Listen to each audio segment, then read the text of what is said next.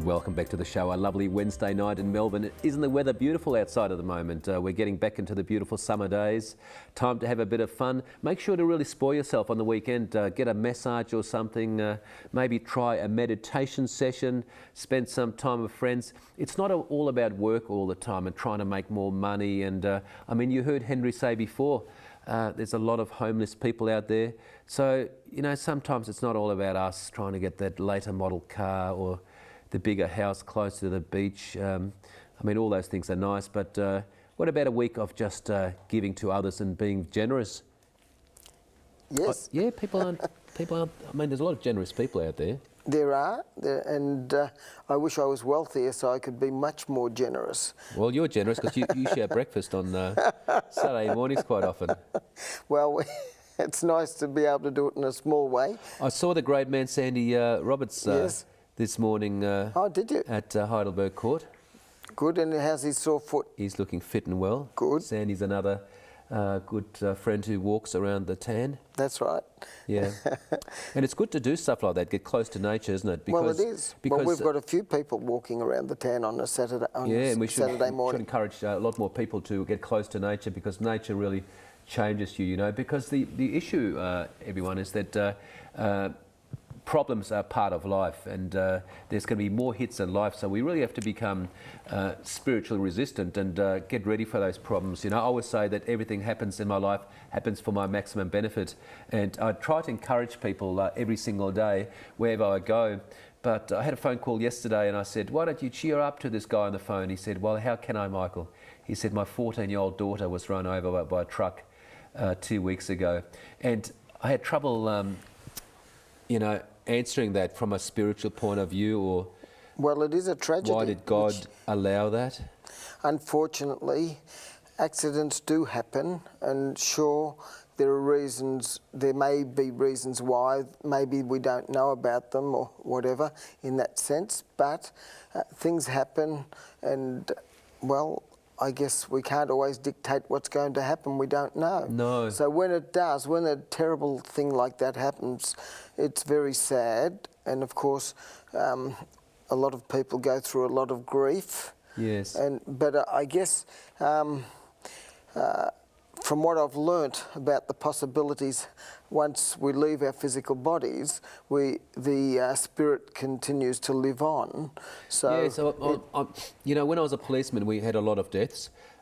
It came up as a 33, and when adults died, I'd always have a bit of a chat to their partners, and I try to explain that, you know, it's going to be a very, very sad and grieving time, but that they're going to be in a better place, that we're all going to have to die. But I always had a problem, Henry, with little babies, you know, cot deaths and children. And I still remember one time carrying a little baby from its crib to the undertakers, the government undertaker who'd pick up all the bodies, you know. And I think this particular week we had about 7 bodies and about 4 children. And I always went home very, very sad, very, very sad. And it took me a few days to get over all that. But it was difficult to explain. Well, it is, and it depends on the people's knowledge and understanding. I've investigated a number of different religions, and so I've got a greater understanding of life and death. And yes. I'm not saying it's right or it's wrong. I don't know. I can't remember ever dying before, and or having any of those experiences. But from what I've learnt, the possibilities is that obviously the only thing that dies is the physical body. The spirit lives on, and I guess the possibilities, whether it's reincarnation, whether it's we live in a different world, because they're now finding out that there are much more places of life and different dimensions of life. And isn't it funny, folks, you know, everyone is scared to talk about death. You know, as soon as you talk about death or how much money, how much coin you earn every week, everyone, you know, it's a big no-no, but, you know, death really. I've got a doctor mate, and he's pretty tough because he sees death every single day, and they have got a morgue there at the hospital. There's about, you know, 50 bodies in there, and he says, Michael, death is neither sad or exciting. it's part of life. He said, we're all going to be taken away. Death is going to wipe us all out.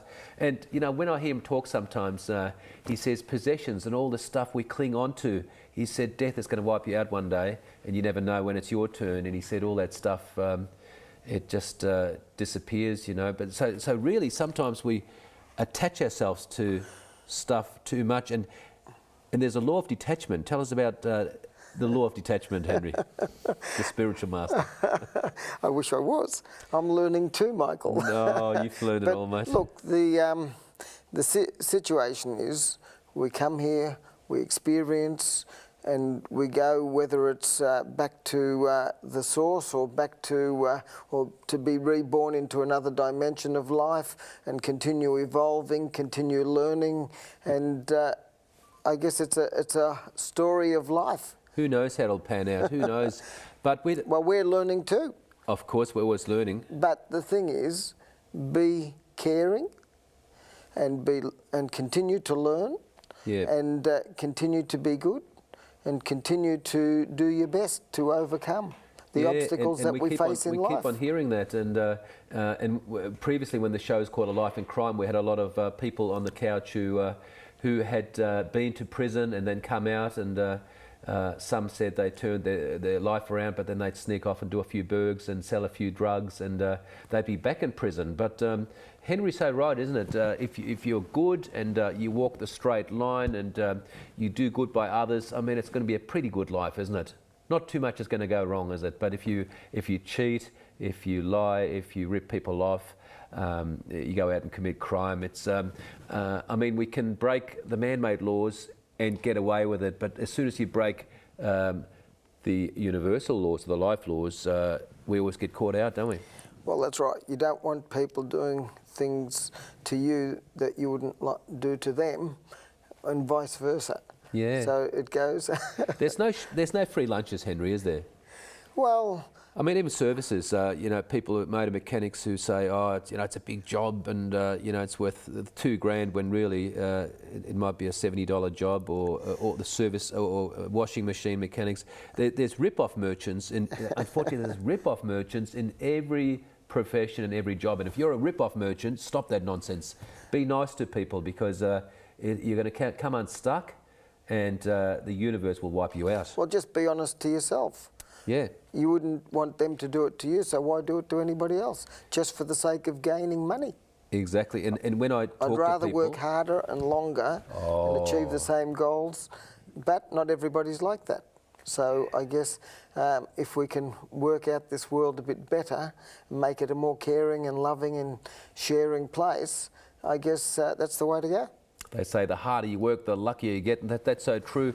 But that's so true, and we'll talk about some more tips from the great man Henry Nissen after the next break. Henry Nissen on the couch on Tough Times.